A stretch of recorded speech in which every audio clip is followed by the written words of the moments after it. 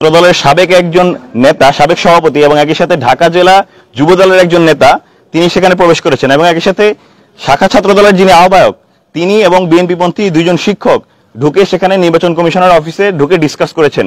এটি সম্পূর্ণ নির্বাচনী আচরণ বিধি লঙ্ঘন।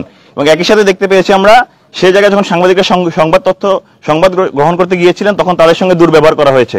আমরা নির্বাচনের ঠিক আগের রাতে এমন একটি পরিস্থিতি যেখানে আসলে আমাদেরকে হুমকি দেয়, একই সাথে তারা প্রাক্তন শিক্ষার্থী এবং একই সাথে তারা রাজনৈতিক প্রভাবপুষ্ট, তারা যখন নির্বাচন কমিশনারকে সেক্ষেত্রে আসলে প্রভাবিত করছেন কিনা এটা আমাদের দৃঢ় একটি প্রশ্ন থেকে যাচ্ছে। দ্বিতীয়ত আমরা দেখতে পাচ্ছি ক্যাম্পাসের বিভিন্ন স্থানে শত শত বহিরাগত এবং প্রাক্তন শিক্ষার্থীদের সমাগম। এই প্রাক্তন শিক্ষার্থী এবং বহিরাগতদের ব্যাপারে আমরা আগে থেকে বলে আসছিলাম যে ক্যাম্পাসের নির্বাচনী পরিস্থিতির ক্ষেত্রে আসলে নির্বাচনী ঝুঁকি রয়েছে, নিরাপত্তা ঝুঁকি রয়েছে এই প্রাক্তন শিক্ষার্থীদের দ্বারা এবং বহিরাগতদের দ্বারা। প্রশাসনের সে জায়গায় এখন পর্যন্ত কোনো প্রকার স্পষ্ট গ্রাউন্ড, স্পষ্ট কোনো ব্যবস্থা গ্রহণ করতে দেখা যায়নি। বিসি মহোদয় শেষে তখন ইনি আজকে এত রাতে বের হয়েছেন, তিনি এই বহিরাগত শিক্ষার্থীদের আসলে ব্যাপারে দেখতে। নির্বাচন কমিশনের ব্যাপারে আমরা এই ব্যাপারটিতে বলেছিলাম, সেই ব্যাপারটিতে নির্বাচন কমিশন আমাদেরকে যেটি জানিয়েছেন যে ওনারা আগামীকাল সকাল আজ সকাল 6টা পর্যন্ত প্রাক্তন শিক্ষার্থী যারা রয়েছেন তাদেরকে এই ক্যাম্পাস থেকে এই নির্বাচনের সময়ে, নির্বাচনের পূর্বে ক্যাম্পাস থেকে আসলে ত্যাগ করার নির্দেশ দিয়েছেন এবং 6টার পর যদি কেউ আসলে নির্বাচন চলাকালীন সময়ে ক্যাম্পাসে অবস্থান করেন সেক্ষেত্রে তারা ফৌজদারি আইনে ব্যবস্থা নেবেন। এটি আমাদেরকে নির্বাচন কমিশন জানিয়েছেন। তৃতীয়ত পোলিং এজেন্টের ব্যাপারে আমরা আমাদের দৃষ্টিভঙ্গি জানিয়েছিলাম যে পৃথিবীর কোনো নির্বাচন নেই যেখানে পোলিং এজেন্ট থাকে না। পোলিং এজেন্ট না থাকার কারণে নির্বাচন প্রশ্নবিদ্ধ হয়, নির্বাচনের স্বচ্ছতা প্রশ্নবিদ্ধ হয়। সে জায়গায় প্রশাসনকে আমরা এই জায়গাটি জানিয়েছি এবং প্রশাসন সে জায়গায় রাজি হয়েছেন যে প্রত্যেক প্রার্থী চাইলে 2 জন করে পোলিং এজেন্ট নিয়োগ দিতে পারবেন, একজন হলো ভোট গ্রহণের সময় এবং দ্বিতীয়ত ভোট গণনার সময়। সে জায়গায় সকালবেলা ওনারা যে অ্যাপ্লিকেশনটা দেবেন সেই অ্যাপ্লিকেশনটা নির্বাচন কমিশন অ্যাপ্রুভ করলে সে জায়গায় ওনারা পোলিং এজেন্ট নিয়োগ দিতে পারবেন 2 জন করে। সে জায়গাটা প্রশাসন ক্লিয়ার করেছেন। কিন্তু আমরা একই সাথে যে ওএমআর মেশিনের ক্ষেত্রে আমরা যেটি দেখতে পেয়েছি যে ওএমআর মেশিন আসলে একটা টেকনিক্যাল জিনিস, এই টেকনিক্যাল জিনিসের আসলে এরর আছে কিনা সেই জায়গাটা আমরা যাচাই করতে চেয়েছি।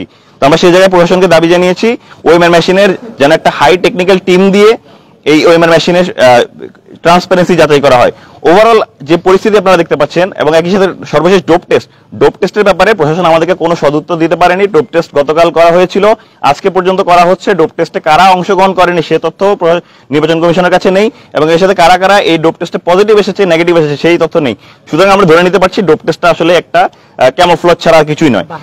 সব মিলিয়ে আমরা যেটা দেখতে পাচ্ছি নির্বাচনের একটি আগের রাতে এমন একটি পরিবেশ যেখানে আসলে বহিরাগতরা ক্যাম্পাসে অবস্থান করছে, প্রাক্তন শিক্ষার্থীরা এসে নির্বাচন কমিশনের ভেতরে সরাসরি ঢুকে যাচ্ছে, তারা সাংবাদিকদের ধমকাধমকি করছে।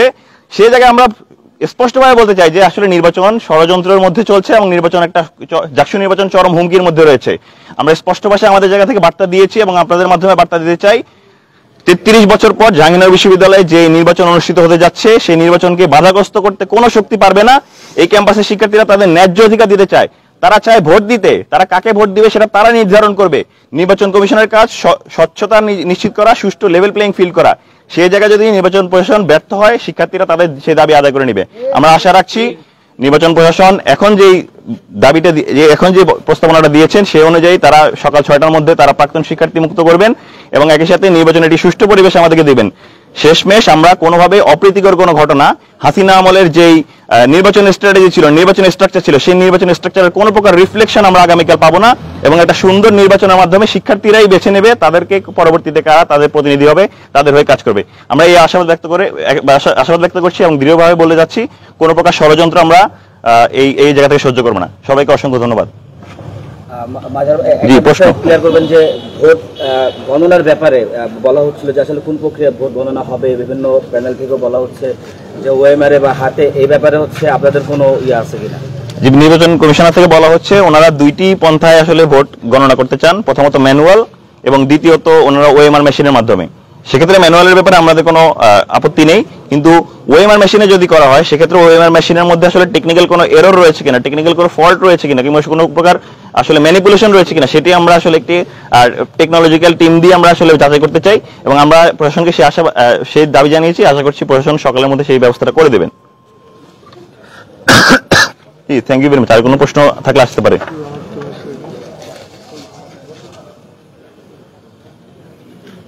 জি ধরেন। যে আজকে আপনাদের অভিযোগটা নিয়ে একটু জানাবেন। দেখুন, মূলত বিশ্ববিদ্যালয় আগামীকাল 11 সেপ্টেম্বর নির্বাচন অনুষ্ঠিত হতে যাচ্ছিল। এটা আসলে সবার জন্য উৎসব মুখর পরিবেশ, একটি নির্বাচনী আমেজের পরিবেশ। সবাই সেই নির্বাচনের প্রস্তুতি নিচ্ছিল, কিন্তু এর মাঝে যখন শিক্ষার্থীরা আমরা জানতে পারি যে নির্বাচন কমিশনারের কার্যালয়ে সাবেক ছাত্রদল নেতা এবং একই সাথে লোকাল যে যুবদল নেতা, যিনি ঢাকা 20 আসনের এমপি পদপ্রার্থী, এবং একই সাথে শাখা ছাত্রদলের বর্তমান আহ্বায়ক এবং বিএনপিপন্থী শিক্ষকরা সেখানে গিয়ে আসলে প্রশাসনের সঙ্গে আলাপ করছেন। এটি অবশ্যই একটি দুরভিসন্ধিমূলক আচরণ। নির্বাচনের আগের রাতটা কত ক্রুশাল সেটা আমরা বিগত হাসিনা সরকারের আমল থেকে দেখতে পেয়েছি। সে আগের রাতে যখন তারা এভাবে নির্বাচন কমিশনে মিটিং করে এবং সাংবাদিকরা তথ্য সংগ্রহ করতে গিয়ে যখন তারা বাধা সম্মুখীন হন, তারা হুমকি ধমকের সম্মুখীন হন, তখন আসলে নির্বাচনের যেই সুষ্ঠু পরিবেশ, সেই সুষ্ঠু পরিবেশ স্পষ্টতভাবে আসলে প্রশ্নবিদ্ধ হয়। এবং একই সাথে যখন ব্যালট বক্স নিয়ে যাওয়া হচ্ছে, ব্যালট বক্স কেন সকালবেলা পুলিশ প্রশাসনে নিয়ে যাওয়া হবে না, কেন রাতের বেলায় ব্যালট বক্সগুলো নির্বাচনী কেন্দ্রগুলোতে নেওয়ার এত আর্জেন্সি তৈরি হয়েছে? সামগ্রিক পরিবেশ আমাদের কাছে খুবই ঘোলাটে মনে হচ্ছে এবং ষড়যন্ত্রমূলক মনে হচ্ছে। এজন্য আমরা আমাদের অবস্থান জানাতে এসেছি। বাকি যে অবস্থানগুলো আমরা আমাদের নিজস্ব হলে ফিরে যাব, সকালবেলা নির্বাচনে অংশ নিতে আসবো। আমরা আমাদের অবস্থানগুলো জানিয়ে গেছি। আমরা সাংবাদিক ভাইদের প্রতি আহ্বান রাখবো, ওনারা যেন সংবাদ সংগ্রহের ক্ষেত্রে চোখ কান খোলা রাখেন এবং সুষ্ঠু নির্বাচন বাস্তবায়নের ক্ষেত্রে ওনারা তাদের সংবাদ দিয়ে আমাদেরকে সহায়তা করেন।